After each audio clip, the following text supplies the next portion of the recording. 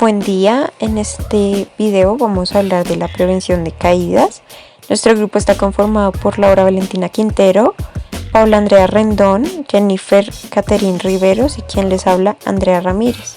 Primero vamos a hablar de la definición de caídas, después de las complicaciones relacionadas como consecuencias de las caídas, fallas más comunes, las buenas prácticas para prevenirlas, factores contributivos que favorecen la ocurrencia de las caídas, barreras y defensas de seguridad para prevenir o mitigar las consecuencias de la aparición de las caídas y mecanismos de monitoreo y medición para el seguimiento de prácticas seguras y para la disminución de la aparición de las caídas.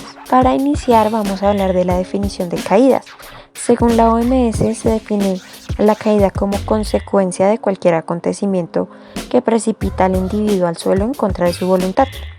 Las caídas de pacientes son relativamente frecuentes en la mayoría de los hospitales del mundo, de modo que su cuantificación es uno de los indicadores que se utilizan para medir la calidad de los cuidados a los pacientes en las instituciones de salud. Las caídas pueden generar un daño adicional para el paciente. Pueden ocasionar lesiones serias, incapacidad y en algunos casos la muerte. Tienen diferentes repercusiones como lo son en aspectos físicos, complicaciones de su estado de salud, fracturas, daño en tejidos blandos, secuencias permanentes debido a la lesión presentada. También psicológicos con el temor y ansiedad ante las caídas y sociales. Familia excesivamente protectora después de la caída también puede repercutir en los costos de atención de las instituciones prestadoras y aseguradoras. En cuanto a las complicaciones relacionadas como consecuencia de las caídas, tenemos las lesiones menores y hematomas en un 28%, las lesiones de tejido blando en un 11.4%, las fracturas de hueso en un 5%, pero donde la fractura de cadera es la complicación más seria, y en un 20% de este tipo de fractura lleva a la inmovilidad. Las muertes en un año debido a las caídas pueden ser de un 14 a un 36%. Otras de las complicaciones relacionadas pueden ser el aumento de la estadía, que tiene consecuencias legales, y en unidades de rehabilitación posinfarto del miocardio de las caídas pueden llegar hasta un 42% de prevalencia. Y en los adultos mayores, estas caídas tienen un mayor riesgo de causar incapacidad permanente o muerte. Las fallas más comunes que pueden ocasionar caídas son identificación inadecuada del riesgo de la caída del paciente, inmovilización inadecuada, movilización inapropiada del paciente, falla de acompañamiento y monitoreo del paciente. Ahora hablaremos de las buenas prácticas que previenen la aparición de caídas. Verificar que la cama esté en posición baja y con el freno puesto. Esto se debe hacer por turno. Si el paciente utiliza silla de ruedas, se debe verificar que tenga el freno puesto durante las transferencias y que tenga cinturones de seguridad. También mantener buena iluminación tanto diurna como nocturna. Asegurarse de que los dispositivos de ayuda, si el paciente los necesita, estén a su alcance, como el bastón, el andador, las gafas, los audífonos, entre otros. Y revisar esto cada 12 horas. Mantener ordenada la habitación, aseada, retirando todo el material que pueda producir caídas, como mobiliario, cables, etc. Se comunicará utilizar los armarios y esto debe revisarse cada 12 horas. Evitar deambular cuando el piso esté mojado, respetando la señalización. Facilitar que el baño esté accesible y con asideros. El paciente debe tener accesible en todo momento el timbre de llamada y el teléfono. Esto debe hacerse una verificación en cada turno.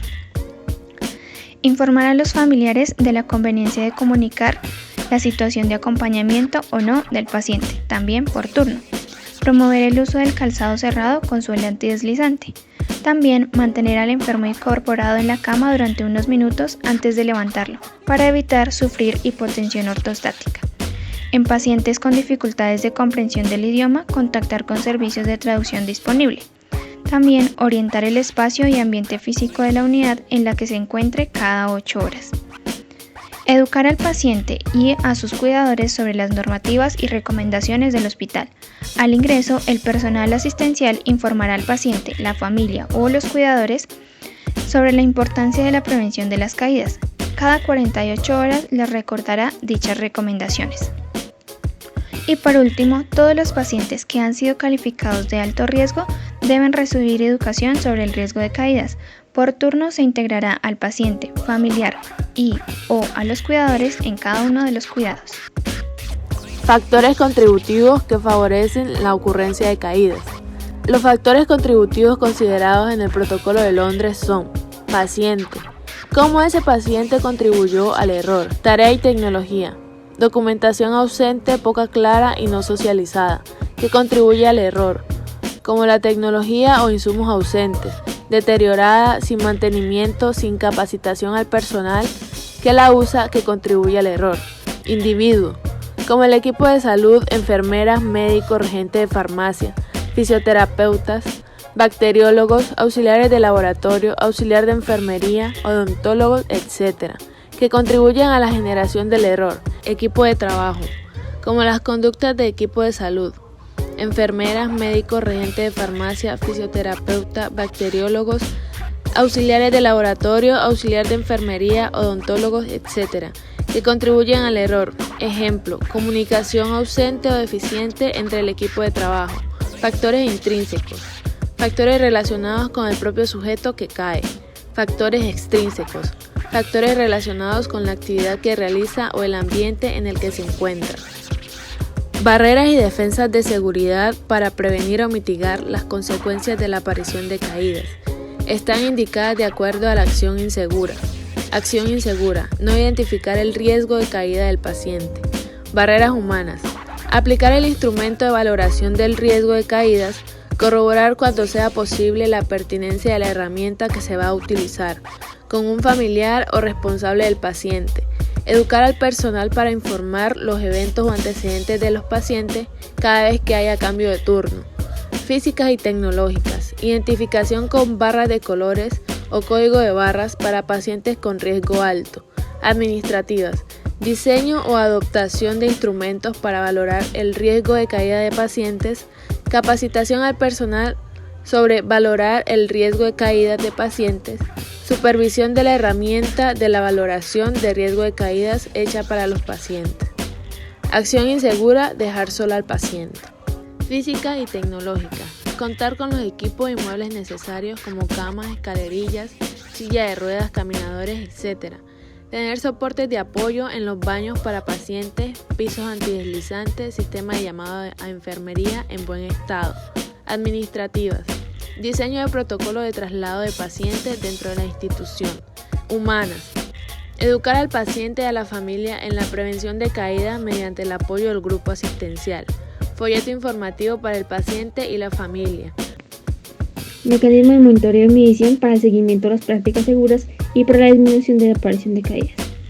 Cada institución deberá establecer la monitorización y la prevención de la aparición de caídas de acuerdo a los indicadores. 1. Proporción de pacientes a quienes se les identificó el riesgo de caídas. 2. Proporción de caídas de pacientes. 3. Adherencia al protocolo de la prevención de caídas. La proporción de caídas de pacientes está dada por el número de caídas sobre el número de pacientes hospitalizados por cada 100 pacientes. La adherencia al protocolo de la prevención de caídas está dada por los criterios cumplidos sobre los criterios por cumplir por la relación porcentaje. Otro mecanismo de monitoreo y medición para el seguimiento de las prácticas seguras para la disminución de la aparición de caídas es hacer una constante evaluación de los riesgos de caídas, para lo cual podemos hacer uso de las diferentes metodologías como la escala Morse, que nos ayuda a establecer factores de riesgo de caídas y diseñar intervenciones específicas para reducirlos. Esta debe diligenciarse en el momento de la hospitalización y cuando haya cambios en la condición del paciente. Esta escala consta de 6 ítems con un rango total de 0 a 125 puntos. Para el ítem de venocrisis se asignarán 20 puntos si el paciente tiene una vía endovenosa. En caso contrario, el puntaje será 0. Para la marcha, si el paciente camina con la cabeza recta sin ningún problema, se asignan 0 puntos. Se asignan 10 puntos cuando el paciente presente una marcha débil, camine encorvado y tenga alteraciones de equilibrio. Se asignan 20 puntos cuando el paciente presente dificultad para levantarse de la silla y realice intentos y tome impulso para ponerse en pie. Para el sexto ítem, estado mental, el personal de salud puede evaluarlo valorando la capacidad del paciente de describir su propia situación. Si el paciente no es realista, de acuerdo a su limitación, se valorará con 15 puntos. Bueno, esto ha sido todo por el día de hoy. Esperamos que haya sido de su agrado y muchas gracias por su atención.